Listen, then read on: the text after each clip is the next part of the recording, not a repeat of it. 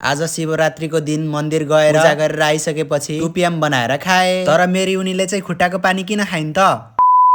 All right guys, all right, welcome back to my mini vlog. I hope सबजना सन्चै हुनुहुन्छ होला अनि म पनि एकदमै सन्चै छु। फर्स्ट अफ अल त मेरो YouTube family, Facebook family, TikTok family सबैजनालाई ह्यापी शिवरात्रि भन्न चाहन्छु। अनि यो भाइहरु चाहिँ यहाँ किन नाचिरहेछ भनेर कन्फ्युज हुनुहुन्छ भने यो भाइहरु चाहिँ बाटो चेक्न आएको थियो। तर बाटोमा कोही मान्छे नहिँडिसकेपछि उनीहरु चाहिँ घर घरमै पैसा उठाउँदै हिँडेको रहेछ। त्यही भएर 5 रुपैयाँ दिएर पठाइदिएको त लास्ट खुसी भयो। अनि हाम्रो चाहिँ यता मेरी उनीले पूजा सुरु गरिसकेकी रहेछ। पूजा गरेर सकिसकेपछि एक एक जना सबैलाई टीका लाउन थालिन्। त्यसपछि सबैजनाले टीका लागेर सक्यो र मैले पनि टीका लगाए। मन्दिरमा गएर पूजा गर्न चाहिँ बेलको पात चाहिने रहेछ। अनि बेलको पात घरमा नभएको कारणले गर्दा लाग्यौं हामी जंगलतिर बेलको पात खोज्न। अनि बेलको पात टिपिसकेपछि नारायणीको भ्यू हेर्दै लाग्यौं हामी घरतिर। अनि सामान जति सबै लिएर एउटा स्कुटरमा पचरल लोड बसेर लाग्यौं हामी मन्दिरतिर। मन्दिर जानलाई बिच बाटोसम्म मात्रै के पुगेको थिए, बाटोमा पुल बनाउनलाई खाल्टो खन्नु भएको रहेछ। खाल्टोमा सबैलाई झारेर खाल्टो कटाएर सबैजनालाई स्कुटरमा चढाएर लाग्यौं हामी मन्दिरतिर। मन्दिर पुग्ने बित्तिकै टाउकोमा चस्मा लाएर के हिरो भएको, चस्मा त भुइँमा खसिहाल्यो। त्यही खसेको चस्मालाई भए पनि उठाएर लगाएर अनि पुग्यौं हामी मन्दिरको गेटमा। मन्दिरको गेट भित्र पुगिसकेपछि उनले चाहिँ शिवजी भगवानलाई पूजा गर्न थाले। त्यसपछि पूजा सकिसकेपछि हामी लाग्यौं घरतिर। अनि मैले चाहिँ बिहानदेखि खाना खाएको थिएन, त्यही भएर भोक लागेर के खाम भइरहेको थियो। अनि घर फर्किँदाखेरि मैले टुपियाम चाउचाउ लिएको थिएँ। अनि टुपियाम चाउचाउ नखाएको पनि धेरै दिन भइसकेको थियो। त्यही भएर आज टुपियाम चाउचाउ खाम भनेर चाउचाउ बनाए। अनि हजुरहरुलाई थाहा छैन भने मैले टिकटकमा मात्रै नभएर युट्युब, फेसबुक, इन्स्टाग्राम सबैतिर भिडियो हाल्ने गर्छु। अनि मेरो फेसबुकमा, इन्स्टाग्राममा नाम सुदीप ब्लग्स नै रहेको छ। यदि हजुरहरु युट्युबमा जोइन हुन चाहनुहुन्छ भने मैले टिकटक आईडी को बायोमा मेरो युट्युबको लिंक दिएको छु। हजुरहरु त्यहाँबाट गएर पनि सब्स्क्राइब गर्न सक्नुहुन्छ। एनीवे टुपियाम बनाएर रेडी गरिसकेपछि म र भाइ मिलेर रक पेपर एन्ड सिजर भन्ने गेम खेलेको थिए। त्यसमा चाहिँ भाइले घरिघरि जितेर मेरो त खानी पालै आएको थिएन।